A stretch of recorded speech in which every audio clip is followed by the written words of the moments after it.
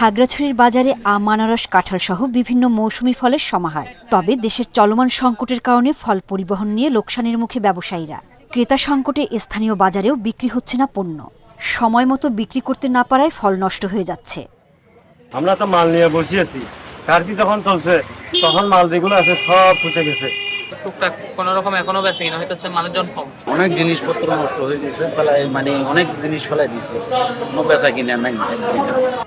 মৌসুমী ফলসহ কৃষিপণ্য যাতে নষ্ট না হয় সেজন্য পরিবহনে প্রশাসনের সাথে সমন্বয় করে কাজ করছে কৃষি সম্প্রসারণ অধিদপ্তর। পরিস্থিতি স্বাভাবিক হলে ক্ষতি পুষিয়ে ওঠার আশা কৃষি বিভাগের। যেগুলো কৃষিপণ্য আছে আমাদের, যেমন বিভিন্ন ধরনের ফল, আম, কাঁঠাল, কলা এবং আরও যে সমস্ত কৃষিপণ্য আছে সেগুলো যেন পরিবহনে কোনো রকম সমস্যার সৃষ্টি না হয়, কৃষক যেন ক্ষতিগ্রস্ত না হয়, সে ব্যাপারে আমরা প্রশাসনের সাথে যোগাযোগ সবসময় রেখেছি। এবং আমাদের উপজেলা পর্যায়ে যারা অফিসারগণ আছেন তারা স্থানীয় প্রশাসনের সাথে যোগাযোগ রেখে কৃষকদেরকে সবসময় সহযোগিতা করে যাচ্ছেন।